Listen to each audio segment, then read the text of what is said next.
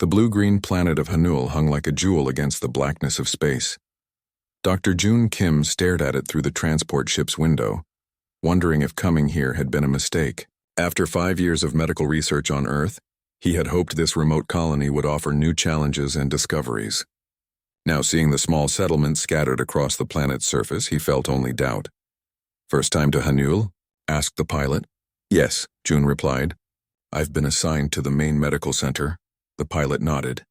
"You'll hear all sorts of stories there. This place has more legends than stars in the sky." June smiled politely but said nothing. He had little patience for superstition. As a doctor, he trusted in science and evidence, not tales told around campfires. The transport landed with a gentle bump. June gathered his few belongings and stepped out into the warm air of Hanul. The colony's main hub was smaller than he had expected, a cluster of buildings surrounded by farmland and forests. In the distance, purple mountains rose against a sky filled with 2 small moons. A woman waited for him at the edge of the landing pad. She wore the white coat of a doctor, her black hair pulled back into a neat bun. "Dr. Kim," she called. "I'm Dr. Hannah Park. Welcome to Hanul Medical Center." They shook hands. Hannah's grip was firm, her smile genuine. "I hope your journey wasn't too uncomfortable," she said as they walked toward a waiting vehicle. "It was fine," June replied. "I'm eager to see the medical facilities. I've heard you have some unique technology here." Hannah nodded. "We've had to adapt and create our own solutions. Being so far from Earth means we can't always get standard equipment." The vehicle hummed quietly as it carried them through the settlement. People moved about their daily business, many stopping to wave at Hannah. She clearly knew everyone here. "Small community," June observed. "Only about 10,000 people," Hannah said. "Most of us were born here. You're one of the few who've come from Earth." Recently, the medical center was the largest building in the settlement. A 3-story structure with a modern design that seemed out of place among the simpler buildings. Inside, June was surprised to find equipment that rivaled anything on Earth. "Impressive," he admitted as Hannah showed him around. "This is just the main floor," she said. "There's much more below." She led him to an elevator, pressing her hand against a scanner. The doors opened and they descended. "We have 3 underground levels," Hannah explained. "The lowest one is restricted. Only senior medical staff can access it." "What's down there?" June asked. Hannah hesitated before answering. "Special cases, long-term patients, and one very unique situation." The elevator stopped at the 2nd underground level. "This is where you'll be working mostly," she said, changing the subject. "Your quarters are also on this level. Let me show you." June's living space was small but comfortable, a bedroom, bathroom, and small sitting area. He set down his bag while Hannah stood in the doorway. "Dinner is at 7 in the staff hall," she said. "Tomorrow morning I'll introduce you to the team and your patients." June nodded. "Thank you for the tour." After Hannah left, June unpacked his few possessions. He placed a small photograph of his parents on the desk, both respected doctors on Earth who had pushed him to excel. Their expectations had always been high, perhaps too high. Coming to Hanul had been his way of proving himself on his own terms. That night in the staff hall, June sat with Hannah and several other doctors. The food was simple but good, grown locally on the colony's farms. As they ate, the conversation flowed easily until someone mentioned the sleeping woman. An older doctor named Dr. Min quickly changed the subject, but June had caught the glance he exchanged with Hannah. "Who's the sleeping woman?" June asked. The table fell silent. Dr. Min cleared his throat. "Just an old colony story. Nothing important." Later, as June walked back to his quarters with Hannah, he asked again, "What was that about?" "The sleeping woman?" Hannah sighed. "It's the unique situation I mentioned earlier. A patient who's been in stasis for a very long time." "How long?" She stopped walking and looked at him directly. "Almost 200 years, June stared at her. "That's impossible. No stasis technology lasts that long." "Ours does," Hannah said simply. "She arrived during the early days of colonization. Her ship was attacked by something unknown. She was the only survivor, badly injured. And she's been in stasis ever since?" "Why?" Hannah started walking again. "It's complicated. The technology keeping her alive is unusual. The colony founders developed it specifically for her." "I'd like to see her," June said. "Maybe someday," Hannah replied. "Access to that level is restricted for a reason. The next few weeks passed quickly as June settled into his new role. The medical challenges on Hanul were different from those on Earth. Unusual plant toxins, effects from the planet's slightly higher gravity, and a few native bacteria that had adapted to human hosts. He worked well with Hana, finding her knowledge of local medicine impressive. But the mystery of the sleeping woman remained at the back of his mind, especially when he noticed how the hospital staff avoided talking about her. One night, unable to sleep, June went to the medical library to research Hanul's history. The colony had been established 204 years ago by a group seeking independence from Earth's governments. Among the early records, he found brief mentions of a wounded visitor and the development of specialized containment. These vague references only increased his curiosity. As a doctor, he couldn't understand why a patient would be kept in stasis for centuries rather than treated. The next morning, he approached Hana directly. "I want to know more about the patient on the restricted level." Hana's expression grew serious. "There are reasons we don't discuss her, June. Medical reasons? Or superstition?" he asked, her eyes flashed with anger. "Don't confuse caution with superstition. You're still new here." "Then help me understand," he pressed. "As doctors, we should question, not just accept." Hana was silent for a moment, then nodded. "Meet me after your shift. I'll tell you what I can." That evening, they sat in Hana's office. She pulled out an old tablet and showed him an image. A stasis pod unlike any he had seen, with complex equipment attached to it. Inside was the silhouette of a woman. "Her name is Mina, according to the records," Hana explained. "When she arrived, she was suffering from injuries that our founders couldn't treat. But that wasn't why they put her in stasis." "Then why?" June asked. "Because of her eyes," Hana said quietly. "Or more specifically, what happened when anyone looked into them." She swiped to another image, an old photograph of a woman's face. A thick bandage covered her eyes. "The bandage has never been removed," Hana continued. "The original medical team wrapped it before placing her in stasis. They left strict instructions that it should never be taken off." "Why?" "The records say that when her eyes were open, people experienced visions, hallucinations. Some became violent, others catatonic. The bandage was the only way to stop the effect." June frowned. "That sounds like a neurological condition, not something mystical. She might have been emitting some kind of toxin or radiation." "Our founders were scientists, not mystics," Hana reminded him.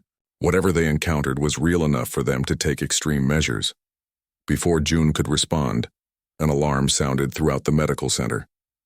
Red lights flashed in the corridor. "Emergency protocol," Hana said, standing quickly. There must be a situation in the colony. They rushed to the main level where staff were gathering. The colony's security chief, a tall man named Tay, was addressing the crowd. "We have reports of violence in the eastern sector," he announced. "Some kind of dispute has escalated. We're bringing in several injured colonists. Prepare emergency treatment rooms." The next hours were chaotic as wounded people arrived. Most had cuts and bruises, but a few had serious injuries. June worked alongside Hana, treating a man with a deep chest wound. "What caused this?" June asked the patient. "Madness," the man gasped. "People fighting over that old ruin. The one they found last week." Later, when the crisis had passed, Tay explained. "Archaeological team found something in the eastern hills. An alien structure, we think. Since then, there's been growing unrest. People arguing, fighting. It's not like our community." June saw Hana's face pale. "Where exactly was this structure?" she asked. "About 20 kilometers east, near the old landing site." Hana exchanged a look with Dr. Min, who had joined them. "It's happening again," the older doctor muttered. "What's happening again?" June demanded. Dr. Min shook his head. "When they first found Mina's crashed ship, similar violence broke out. It's in the oldest records. That night the unrest spread. More colonists were brought in with injuries. Some showed signs of extreme agitation, babbling about voices and visions. The medical team worked tirelessly, but the situation was worsening. Near dawn, a tremendous boom shook the medical center. Dust fell from the ceiling. "What was that?" June asked, rushing to a window. In the distance, smoke rose from the eastern sector. Tay burst into the treatment room, his uniform torn and dirty. "Explosion at the power station," he reported grimly. "Deliberate sabotage. We're implementing emergency protocols. The medical center needs to be secured immediately." "What about our patients?" Hana asked. "Transfer the critical ones to the secure levels," Tay ordered. "The rest must be moved to the community hall." He lowered his voice. And the special patient? Cold air swirled around the open stasis pod. June leaned forward, medical scanner in hand, studying the woman's vital signs. The machine beeped with alarming readings. Her heart rate was climbing rapidly, her brain activity spiking in patterns he had never seen before. Her condition is unstable, June said, reaching for the medical kit. I need to examine her properly. Don't touch the bandage, Hannah warned again, her voice tight with fear. Whatever you do, keep it in place. June nodded, though part of him wondered if these precautions were merely superstition. The woman, Mina, was small, her frame delicate after centuries in stasis. Her skin was pale but unblemished, as if time had somehow forgotten her. Dark hair framed a face that appeared young, perhaps in her late 20s, and across her eyes that strange yellowed bandage, wrapped multiple times and secured with what looked like wax seals at the temples. Her organs are beginning to function normally, June observed, watching the readings. But there's something odd about her brain activity. It's almost as if the woman's hand moved. Both doctors froze. For 200 years, Mina had been completely still. Now her fingers twitched, then curled into a fist. We need to stabilize her for transport, Hannah said urgently. The mobile unit is ready, but her condition is too volatile. She shouldn't be waking up. Another tremor shook the building. The lights flickered again, and this time several systems shut down completely. Emergency lights cast the room in an eerie red glow. Main power is gone, Hannah said. We're on backup generators now. June checked the medical scanner again. Her condition is worsening. Blood pressure dropping, irregular heartbeat. She's going into shock. He reached for a medication injector, but before he could use it, the woman's body suddenly arched upward. A small sound escaped her lips, the first noise she had made in centuries. She's seizing, June said, moving quickly to stabilize her. I need to check her pupils to assess brain function. No. Hannah grabbed his arm again, her grip surprisingly strong. You cannot remove the bandage. Under any circumstances, June pulled away. She could die, Hannah. Whatever is under that bandage can't be worse than letting a patient die without proper treatment. Another violent tremor rocked the building. Equipment crashed to the floor. The lights went out completely, then flickered back to emergency power. In the chaos, Mina began to convulse more severely. The monitoring equipment showed her vital signs plummeting. She's crashing, June said. I have to act now. Before Hannah could stop him, he reached for the bandage. The ancient fabric felt strange under his fingers. Not quite cloth, not quite synthetic. The wax seals at the temples cracked as he pulled them away. Slowly, he unwound the layers, revealing more of the woman's face. June, please, Hannah pleaded. Our ancestors had reasons. The final layer of bandage came away. June steeled himself, expecting to find damaged tissue, cybernetic implants, or some kind of deformity. What he saw stopped his breath. Mina's eyes were open, but they were not human eyes. Where there should have been irises and pupils, there were swirling depths of what looked like space itself, galaxies in miniature, stars being born and dying, cosmic clouds and darkness all contained within her eye sockets. The colors shifted and moved, blues and purples and blacks too deep to comprehend. Impossible, June whispered. The moment stretched, his mind struggling to understand what he was seeing. Then Mina's cosmic eyes fixed on his face, and something inside them seemed to notice him. The swirling patterns changed, focusing like a lens. June felt a sudden vertigo, as if he were falling into those depths. Images flashed through his mind, Earth burning, stars going dark, something vast and hungry moving between worlds. Then Mina blinked, breaking the connection. June stumbled backward, gasping. What did you see? Hannah asked quietly. Before he could answer, Mina spoke. Her voice was raspy from centuries of disuse, but clear. You should not have woken me. The words were in an old dialect that June barely recognized from his language studies, but somehow he understood perfectly. You're Mina? He asked. The woman sat up slowly, her movements careful but not stiff as one might expect after centuries of stasis. Her cosmic eyes swept the room, taking in the medical equipment, the emergency lights, the two doctors. That is what they called me, she said. How long? 200 years, Hannah answered. You've been in stasis for 200 years. Mina nodded slowly, as if this was both expected and troubling. Then there is still time, but not much. She turned those impossible eyes to June. You have done something dangerous today, Doctor. I was trying to save your life, June said, and risked many others. Mina replied. The seals were not for my protection but for yours. Another tremor shook the room stronger than before. Dust and small pieces of ceiling fell around them. We need to move, Hana said urgently. The colony is under attack and this building isn't safe. Not attack, Mina said, swinging her legs over the side of the stasis pod. Arrival? What do you mean? June asked. Mina stood, swaying slightly. Despite her centuries in stasis, she seemed to gain strength with each passing moment. They have found a way through. Earlier than I expected, but it was inevitable once the bandage was removed. Who has found a way through? Hana asked. Instead of answering, Mina looked at June again. You saw them, didn't you? When our eyes met, June nodded slowly. I saw something. Destruction. Something moving between stars. The Void Sovereign, Mina said. And its servants. They exist in the spaces between realities, and they hunger for worlds like yours. Hana looked between them, confusion clear on her face. What are you talking about? What's happening to our colony? The violence, the unrest, Mina explained. It's the first sign. The Sovereign cannot enter your reality directly. It sends influence ahead, turning people against each other, creating chaos that weakens the barriers between dimensions. Another explosion rocked the building, closer this time. The ceiling cracked ominously. We need to leave, June insisted. Whatever's happening, we can figure it out somewhere safer. Mina nodded. Yes, and I will need new bandages. Something to cover these. She gestured to her cosmic eyes. They are doorways, and the Sovereign can see through them. June grabbed medical supplies while Hana collected emergency equipment. They wrapped fresh bandages around Mina's eyes, though she claimed she could still see perfectly well through them. The bandages don't block my sight, she explained. Only what can look back through my eyes.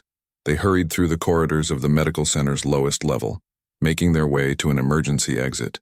Above them, they could hear shouting and the sounds of breaking glass.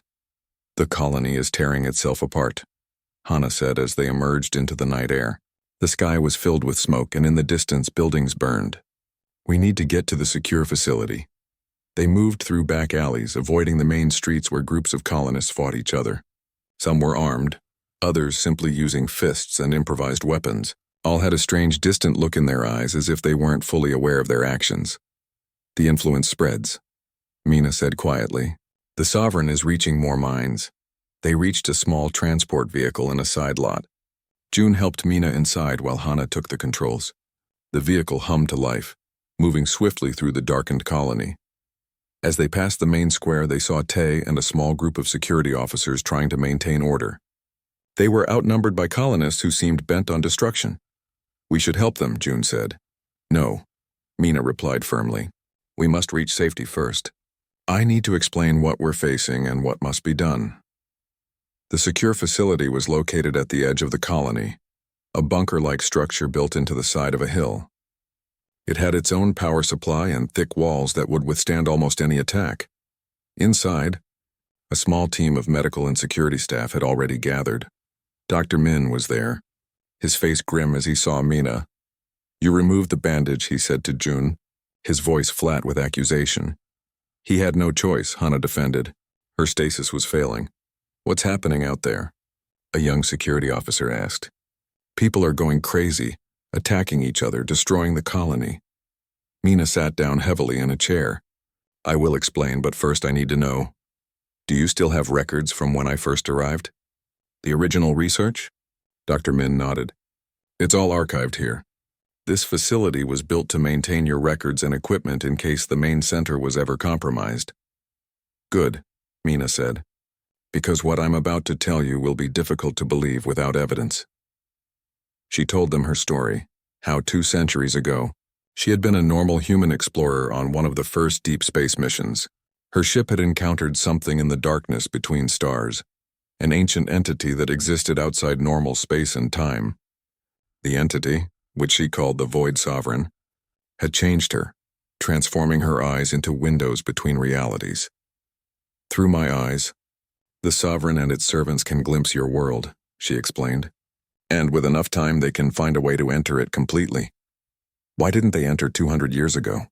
June asked. Because your ancestors were clever, Mina said with something like pride. They created special bandages treated with rare elements and encoded with mathematical formulas that disrupted the connection. Then they placed me in stasis, slowing the process further. But now? Hana asked. Now the bandage has been removed even briefly. Dawn broke over Hanul, but the sky was dark with smoke. From the small windows of the secure facility, June could see fires throughout the colony. The sounds of fighting had continued through the night, growing louder as more colonists fell under the strange influence. Inside the facility's main room, Mina sat surrounded by old records and data screens. Dr. Min had provided the original research files from when she first arrived 2 centuries ago. Hana and the security team monitored communications, trying to locate survivors who hadn't been affected. June approached Mina, carrying a cup of water. "How are you feeling?" he asked. She looked up, the fresh bandage covering her cosmic eyes. "Stronger with each passing hour," she replied. "My body remembers what it is to be awake." "Have you found anything useful in the records?" Mina nodded. "Your ancestors were remarkable people. They understood enough to contain the threat. Even if they couldn't eliminate it entirely." She pointed to a diagram. On one of the screens, a complex pattern of symbols surrounding what looked like an eye. "This is the seal they created for my bandages," she explained. "It uses mathematical formulas that exist in both your dimension and others. A barrier between realities. Can we recreate it?" June asked. "Perhaps, but it would only be temporary now. The connection is too strong." Mina's voice was calm, but June could sense her concern. "The Sovereign has already sent its first scouts through." "Scouts?" "Lesser entities that serve it. They begin the process of invasion, weakening the barriers further." Across the room, one of the security monitors began to flash. Tay, who had made it to the facility with a few of his officers during the night, moved quickly to check it. "Movement at the perimeter," he announced. "Something's approaching from the east." They gathered around the monitor. The camera showed the edge of the facility grounds where the colony buildings gave way to the native forests of Hanul. Something was moving among the trees, shapes that seemed to shift and change, never quite solid. "What are they?" Hana asked, squinting at the screen. "Manifested thoughts," Mina said quietly. "The first physical form the Sovereign's servants take in a new reality. They're shaped by the fears of the minds they've touched." As if responding to her words, the shapes moved closer to the camera. They became clearer, twisted figures that were almost human but wrong in subtle ways. Too many limbs. Faces with features in the wrong places. Bodies that seemed to flow rather than walk. "Can they be stopped?" Tay asked, his hand moving to his weapon. "Yes," Mina said. "They're not fully materialized yet. Physical weapons will disrupt them." Tay nodded grimly. "I'll take a team out. We need to secure the perimeter." "Wait," June said. "I'm going too." Hana looked at him in surprise. "You're a doctor, not a fighter." "I caused this," June replied. "I removed the bandage. I have to help fix it." Mina stood. "I'm coming as well. My eyes can see them more clearly than your cameras. I can guide you. Is that safe?" June asked. "Won't that expose you to the Sovereign?" "It's already aware of me," Mina said. "And there are things I can do that may help." They prepared quickly. Tay distributed weapons to his team and to June, simple energy pistols designed for colony defense. Mina declined a weapon, saying she had other means of protection. Before they left, Hana pulled June aside. "Be careful," she said. "We still don't know everything about her or what she can do." "Do you trust her?" June asked. Hana hesitated. "I think she wants to help. But there's more to her story than she's telling us." Outside, the air was thick with smoke and a strange metallic smell.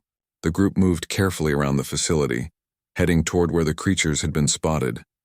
Tay led, with 2 of his officers flanking him. June and Mina followed close behind. "They're near," Mina whispered, her head turning as if scanning the area despite her bandaged eyes. "I can sense them." "How many?" Tay asked. 7. "No, 8. They're still forming." They rounded a corner of the building and saw them, the twisted figures from the camera feed, now fully visible in the morning light. They moved with jerky, unnatural motions, exploring the facility walls as if looking for a way in. "Hold," Tay ordered quietly. "On my signal." But before he could give the order to fire, one of the creatures turned. It had no eyes that June could see, but somehow it noticed them. A sound like tearing metal escaped from what might have been its mouth, and the others turned as well. "Now," Tay shouted. The security team opened fire. Beams of energy struck the creatures, causing their forms to ripple and distort. Several collapsed into shapeless masses, but others moved with surprising speed toward the group. June fired his weapon. The beam passed through one creature, causing it to howl in pain but not stopping it. It lunged toward him, limbs stretching impossibly. Suddenly, Mina stepped forward. She pulled down her bandage, exposing her cosmic eyes. Energy seemed to gather around her, and the air between her and the creatures shimmered. "Look away," she commanded. June turned his head just as a blast of light erupted from Mina. When he looked back, the creatures were gone, reduced to wisps of smoke that quickly faded. Mina swayed, nearly falling. June rushed to support her. "What did you do?" he asked in amazement. "Channeled energy," she said weakly, replacing her bandage. "Between dimensions, it takes a toll." They helped her back inside the facility, where she collapsed into a chair, breathing heavily. "Your nosebleed," June said, noticing the red trickle from her nostril. "A side effect," Mina explained, wiping it away. "My human form was never meant to channel such power." Dr. Min approached with a scanner. "Your cellular structure is destabilizing," he said, studying the readings. "The energy is breaking down your body at the molecular level." "I know," Mina said. "It's been happening since I was first changed." The stasis slowed the process, but it never stopped it. "How long?" June asked quietly. "A few days, perhaps. Less if I use the power again." She looked around at their concerned faces. "Don't worry about me. We need to focus on stopping the invasion before it's too late." Hana had been monitoring communications from the colony. "The fighting is spreading," she reported.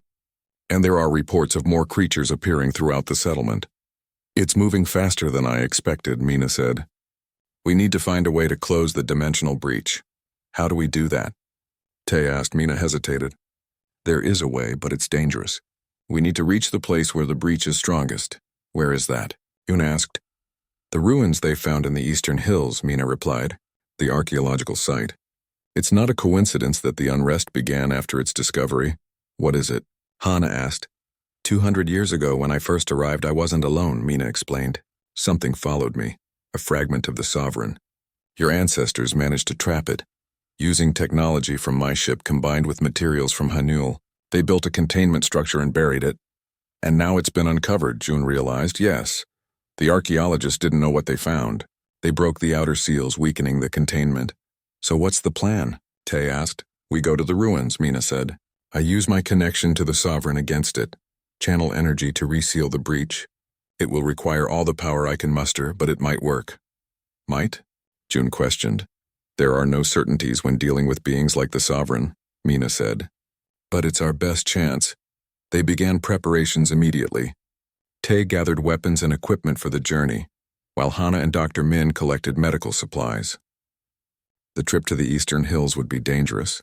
They would need to cross through the colony, now largely under the Sovereign's influence. June found Mina alone in a small room, examining what appeared to be an ancient device recovered from the archives. "What's that?" he asked. "A focus amplifier," she explained. "Your ancestors built it for me, in case the containment ever failed. It will help me channel energy more precisely." June sat beside her. "Mina, there's something I don't understand. You said the Sovereign changed you, gave you these eyes. Why? What does it want?" Mina was silent for a moment. "It wants what all great predators want, new hunting grounds. Your reality, your dimension is rich with life and energy. The Sovereign consumes such things, but why you? Why make you a doorway?" "Because I was there," Mina said simply. "In the wrong place at the wrong time. A human vessel that could be altered to serve its purpose." She paused. "But the Sovereign miscalculated. It gave me power, yes, but also understanding. I can see between realities now. I can fight back. Even if it cost your life?" June asked softly. Mina smiled sadly. "My life was forfeit the moment I encountered the Sovereign. These 2 centuries in stasis were borrowed time." She reached out, touching June's hand. "What matters is that your world survives." Later, as they prepared to depart, June approached Hana. "You were right," he said. "There was more to her story. Does that change anything?" Hana asked. June looked at Mina, now discussing strategy with Tai. Despite everything, there was something remarkable about her, a woman who had carried this burden for centuries. "No," he replied. "We still have to try her plan. It's the only one we've got." As dawn broke fully over Hanul, the small group set out from the secure facility. June, Mina, Tay, Hana, and 4 security officers. They moved cautiously through the colony, witnessing the destruction that had occurred overnight. Buildings lay in ruins. The few colonists they saw had the same distant look in their eyes. The path to the eastern hills grew stranger with each step. Plants twisted into unnatural shapes. The sky above them shifted colors, sometimes purple, sometimes a deep red. Even the ground beneath their feet seemed to ripple occasionally, as if reality itself was becoming unstable. "Stay close," Mina warned. "The boundaries between dimensions are breaking down. What you see may not be what is truly there." They walked in tight formation, weapons ready. Twice they encountered more of the strange creatures, twisted forms that seemed cobbled together from nightmares. Tay and his security team dispatched them quickly, but each encounter left everyone more on edge. June stayed near Mina, watching her carefully. She moved with determination, but he could see the toll this was taking. Small trickles of blood occasionally appeared from her nose or ears, which she wiped away without comment. "You're getting worse," he said quietly as they paused to rest near a stream. The water flowed uphill at times, defying gravity. "Yes," Mina admitted. "My body is breaking down faster now that I'm awake and near the breach. The human form can only contain this power for so long. If we close the breach, will it help you?" Mina smiled sadly. "No, the process is irreversible. But it will save your world, and that's what matters." Hana approached them, offering water from her pack. "We're about 1 kilometer from the site now." Tay sent scouts ahead. "They report strange lights and more of those creatures guarding the ruins." "The Sovereign knows what we're planning," Mina said. "It will try to stop us. Then we need a plan," June said. "We can't just walk up there and hope for the best." They gathered around as Tay spread out a rough map on the ground. "The ruins are here on this plateau," he explained, pointing. "There's cover from these rock formations up to about 50 meters from the site. After that, it's open ground." "How many creatures?" Hana asked. "At least 20, possibly more," Tay replied. "Different from the ones we've seen before. Larger, more solid." "The Sovereign is pulling more of its servants through," Mina explained. "As the breach widens, stronger entities can cross over. Can we fight that many?" June asked. Tay looked grim. "Not head-on. But we might create a diversion. Split their attention." "I have another idea," Mina said. She removed a small device from her pocket, the focus amplifier she had taken from the archives. "This can help me channel energy more precisely. I might be able to create a temporary blind spot in the Sovereign's awareness. A shadow we can move within." "For how long?" Tay asked. "A few minutes at most. It will take most of my strength, but it should get us closer before they detect us." They agreed on the plan. Mina would create the shadow to mask their approach. Tay and 2 of his officers would then create a diversion on the east side of the ruins, drawing away as many creatures as possible. Meanwhile, June, Hana, and Mina, accompanied by the remaining officers, would approach from the west and reach the center of the ruins where the breach was located. As dusk fell, they moved into position. The ruins glowed more brightly now, pulsing with an unearthly light that cast long, shifting shadows. From their hiding place behind a cluster of rocks, they could see the creatures moving around the ancient structure. Tall, angular forms that seemed to be made of darkness given substance. "Ready?" Tay asked. Mina nodded. She held the focus amplifier in one hand and removed her bandage with the other. Her cosmic eyes blazed in the growing darkness, galaxies and stars swirling within them. "Stay close to me," she instructed. "The shadow will only extend a few meters around us." She activated the amplifier. It hummed softly, glowing with the same energy that emanated from her eyes. The air around them seemed to thicken and darken as if they were being wrapped in an invisible cloak. "Now," she whispered. They moved forward, staying close together. The creatures at the ruins continued their patrol, seemingly unaware of the group approaching. Tay and his 2 officers split off, circling toward the eastern side. June watched in amazement as one of the dark entities turned in their direction, its featureless head sweeping across their position. But its gaze passed over them as if they weren't there. "It's working," Hana whispered. They reached the edge of the ruins. Up close, June could see that what had appeared to be ancient stones were actually pieces of advanced technology, covered with the same mathematical symbols that had been on Mina's original bandage. The structure formed a perfect circle, with a central platform that glowed most intensely. Suddenly, from the eastern side, they heard the sound of energy weapons firing. Tay had begun the diversion. Many of the creatures turned, moving quickly toward the disturbance. "We need to move faster," Mina urged, her voice strained. Blood now flowed freely from her nose, and her skin had taken on a grayish tone. They hurried through the ruins, stepping over fallen columns and around strange machines that hummed with power. As they neared the center, Mina stumbled. The shadow around them flickered. June caught her before she fell. "Are you all right?" "The amplifier is draining me too quickly," she gasped. "I can't maintain the shadow much longer." One of the creatures turned, sensing the fluctuation. It made a sound like grinding metal and started toward them. "Run!" Hana shouted. They abandoned stealth and sprinted for the central platform. The security officers turned, firing their weapons at the approaching creature. It faltered but didn't fall. They reached the platform just as Mina's shadow protection collapsed completely. The remaining creatures all turned toward them, sensing the intrusion. "Get her to the center," Hana told June, drawing her own weapon. She and the security officers formed a protective circle around the platform. June helped Mina to the middle of the structure. Here the glow was blinding, a pillar of light stretching upward into the sky, which had now split open to reveal what looked like another reality beyond. Through the tear, June could see a vast darkness filled with shifting colossal shapes. "The Sovereign," Mina said, following his gaze. "And its realm. What do we do now?" June asked urgently. Mina placed the amplifier on the ground at the very center of the light. "I need to channel energy through it, reverse the flow of the breach. Instead of pulling things through to our reality, I'll push the Sovereign's influence back."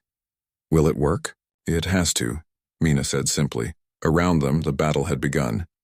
Hana and the security officers fired continuously as creatures approached from all sides. From somewhere beyond the ruins, they could hear Tay and his team still fighting. Mina stood in the pillar of light, her hands on the amplifier. She removed her bandage completely, her cosmic eyes now blazing so brightly that June could hardly look at her. "I need you to help me," she told him. "The amplifier requires a second person to stabilize it. Someone from this reality." "What do I do?" June asked. "Place your hands on mine. The process will be painful, but you must not let go no matter what." June nodded, stepping into the light beside her. He placed his hands over hers on the device, and immediately felt a jolt of energy so intense it nearly drove him to his knees. Mina began to speak in a language he didn't recognize, ancient words that seemed to bend the air around them. The amplifier grew hot beneath their hands, the light from it matching the cosmic swirl of her eyes. Pain surged through June's body. It felt as if every cell was being torn apart and reassembled. Through the haze of agony, he saw the tear in the sky begin to fluctuate, the darkness beyond it churning violently. Huge shadows moved within that darkness, vast things that defied comprehension. One shape grew larger, approaching the tear. June somehow knew this was the Void Sovereign itself, aware of their attempt and moving to stop it. "It's coming," he gasped. "I know," Mina replied, her voice strangely calm, despite the blood now flowing from her eyes and ears. "Hold on, June. No matter what you see or feel, don't let go." The energy flowing through them intensified. June screamed but kept his grip on Mina's hands. The world around them seemed to warp and bend. He saw Hana and the security team fighting desperately as more creatures converged on the platform. He saw Tay running toward them, pursued by shadows that moved faster than anything human. And then he saw something else, a glimpse into Mina's mind, her memories. He saw her as she had been 2 centuries ago, a young explorer venturing beyond known space. He felt her terror when her ship encountered the darkness between stars, when the Sovereign first touched her mind. He experienced her pain as it changed her, transforming her human eyes into windows between realities. He saw her flee to Hanul, seeking help from the early colonists. He felt her desperation as she explained what pursued her, and her relief when they believed her and worked to create the containment. Most of all, he felt her loneliness. 200 years of awareness trapped in stasis, her mind active while her body slept, watching over a world she had saved but could never be part of. "Mina," he whispered, tears streaming down his face from both pain and understanding. She looked at him, those impossible eyes somehow conveying a smile. "Thank you for seeing me, June. For truly seeing me." The amplifier between their hands pulsed once, twice, then released a blast of energy that shot upward into the tear. The darkness beyond recoiled, the vast shape of the Sovereign pulling back. The creatures attacking the platform screamed in unison, their bodies beginning to dissolve. The tear in the sky started to close, the edges pulling together like a wound healing. But something was wrong. The journey back to the colony was silent. June walked as if in a dream, his hands still tingling from the energy that had passed through them. The others gave him space, sensing his grief. Only Hana stayed close, occasionally touching his arm in quiet support. Hanul was beginning to recover from the chaos. As the Sovereign's influence faded, the affected colonists returned to their senses, confused and horrified by what had happened. The strange creatures had vanished completely, leaving only destruction as evidence they had ever existed. At the medical center, which had suffered only minor damage, June sat alone in an empty treatment room. He stared at his hands, remembering the feel of Mina's beneath them, how they had dissolved into light at the end. Hana entered with 2 cups of hot tea. She handed one to June and sat beside him. "How are you feeling?" she asked gently. June shook his head. "I don't know. I saw her memories, Hana. I felt what she felt. 200 years of isolation, knowing something terrible was hunting her, hunting us. She saved us all," Hana said. "She was alone for so long," June whispered. "And in the end, she's still alone, trapped on the other side with that thing." They sat in silence for a moment. Then Hana spoke again, her voice hesitant. "The medical scans we took after you returned showed something unusual. There seemed to be changes in your cellular structure." June looked up. "What kind of changes?" "We're not sure yet. Nothing dangerous as far as we can tell. But something happened to you when you connected with Mina through the amplifier." Before June could respond, Tay entered the room. The security chief looked exhausted but relieved. "The colony is stabilizing," he reported. "No more signs of dimensional disruption." "Whatever Mina did, it worked." "And the ruins?" June asked. "We've established a permanent security post there. Dr. Min is overseeing the study of the containment technology. He thinks we can adapt it to create an early warning system in case anything like this ever happens again." Tay hesitated, then pulled something from his pocket, the focus amplifier that Mina had used. It was burned and cracked, but still intact. "We found this after you all left," he said, handing it to June. "Thought you might want it." June took the device, feeling its weight in his palm. "Thank you." After Tay left, June returned to his quarters. Sleep eluded him. Every time he closed his eyes, he saw Mina's face, those cosmic depths where her eyes should have been. He felt the echo of her memories, her courage, her sacrifice. In the early hours of the morning, he finally drifted off. And he dreamed. He stood in an endless void filled with stars and swirling galaxies. It was beautiful and terrifying, like looking into Mina's eyes. He knew somehow that this wasn't just a dream, it was something more. "Mina?" He called into the vastness. A voice answered, distant yet clear. "June, you found me." She appeared before him, or something like her. Her form was composed of light and cosmic energy, barely holding a human shape. But her face was recognizable, her smile the same. "Where are you?" June asked. "Is this real?" "As real as dreams can be," Mina replied. "When we connected through the amplifier, a part of me stayed with you. A fragment of consciousness, an echo. And the rest of you? The Sovereign? I pushed it back into the depths between realities," she said. "It cannot reach your world now, not for a very long time. The breach is sealed." "But you're trapped there," June said, feeling the ache of it. Mina's form rippled, stars shifting within her. "I'm where I need to be. Guardian of the boundary. And in a strange way, I'm free now. No more stasis, no more bandages. I've become something new." "I miss you," June admitted. "I hardly knew you, but I miss you." "You knew me better than anyone ever has," Mina said. "You saw all of me, my memories, my fears, my hopes.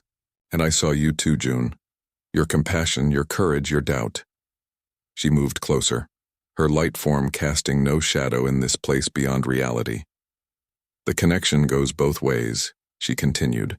"The changes in you are just beginning. Your eyes will start to see differently soon." "My eyes?" June touched his face, suddenly afraid. "Not like mine were," Mina reassured him. "Nothing so dramatic. But you'll begin to perceive the edges of other realities, the boundaries between dimensions. You'll be able to sense if they ever start to thin again." A warning system, June realized. Yes, a human one, more reliable than any technology. "Through you, Hanul will always be protected." "Will I see you again?" June asked. In dreams? Mina's form began to fade. Sometimes. When the boundaries are thinnest. But you have a life to live, June. Don't spend it looking for me in dreams. June woke with tears on his face and a strange tingling sensation in his eyes. He went to the small mirror in his bathroom and looked at his reflection. His eyes appeared normal, but as he watched, he caught a flicker of something, a brief shimmer like distant stars reflected in their depths. When he told Hana about his dream and what he had seen, she insisted on running more tests. The results confirmed what Mina had told him. His exposure to the dimensional energies had changed him on a fundamental level. Your brain is processing visual information differently, Hana explained, showing him the scans. It's as if you can perceive wavelengths that weren't visible to you before. Side effects? June asked. None that we can detect. You seem perfectly healthy otherwise. In the weeks that followed, June helped with the colony's recovery efforts. Buildings were repaired, systems restored. The unrest that had torn through the population was discussed openly, with many support groups forming to help people process what had happened when they were under the sovereign's influence. June found himself drawn to the ruins repeatedly. A research station had been established there, with scientists studying the ancient containment technology. They welcomed his insights, especially as his changed perception allowed him to see aspects of the dimensional energies that their instruments couldn't detect. 3 months after Mina's sacrifice, June stood on the central platform where the breach had been. The place was quiet now, the eerie glow gone. Only the circle of strange technology remained, dormant but still humming with potential. He held the damaged focus amplifier, turning it over in his hands. Dr. Min and his team had studied it extensively but couldn't replicate its function. Something about it required Mina's unique connection to other dimensions. I thought I might find you here, Hana said, approaching from behind. June smiled at her. Their friendship had deepened through shared experience and understanding. Just checking, he said. I do this every week now. And? She asked. Any changes? He scanned the area with his altered vision. Nothing. The boundary is strong. Whatever Mina did, it's holding. Hana nodded. The Colony Council met today. They've officially appointed you as head of dimensional research. It comes with a nice salary increase, June laughed. A job title for something no one else can do. Someone needs to watch the boundaries, Hana said seriously. Who better than you? That night, June dreamed of the cosmic void again. Mina appeared, her form more distinct this time, almost solid. You visit the ruins too often, she said without preamble. Someone has to monitor the boundary, June replied. That's not why you go there. He couldn't lie to her, not here in this space between dreams and reality. No, I go there to feel closer to you. Mina's expression softened. I'm not really there, June. I'm here beyond the boundary. The ruins are just an echo of what happened. I know, but it's the last place I saw you. The last place you saw my human form, she corrected. But I'm not human anymore. I've become something else, something that exists across dimensions. Are you lonely? June asked. The question seemed to surprise her. I don't experience things that way anymore. Time is different here. Existence is different. But you still visit my dreams. Yes, she admitted. Some connections transcend dimensional boundaries. They talked for what felt like hours. Mina described her new existence in terms June could barely comprehend. A state of being that encompassed multiple realities simultaneously. She could perceive the void sovereign still, a distant presence now but ever watchful for weaknesses in the boundaries. There are other entities out there, she told him. Some benevolent, some neutral, some like the sovereign. Your universe exists alongside countless others separated by boundaries that were never meant to be crossed. Yet you cross them to reach me, June pointed out. Only in dreams, Mina said, and only because part of me remains connected to you. It's a thin thread between realities, not a door that others can use. Before he woke, she touched his face with fingers made of starlight. Live your life, June. I'll watch the boundaries. Between us, Hanul will be safe. Years passed. The colony recovered and expanded. The story of Mina and the dimensional breach became part of Hanul's history, taught to children alongside tales of the first settlers. The ruins were preserved as both a research station and a memorial. June continued his work, using his unique perception to monitor dimensional boundaries not just around Hanul, but throughout human-settled space. Occasionally, he would detect thin spots, places where realities pressed close to one another.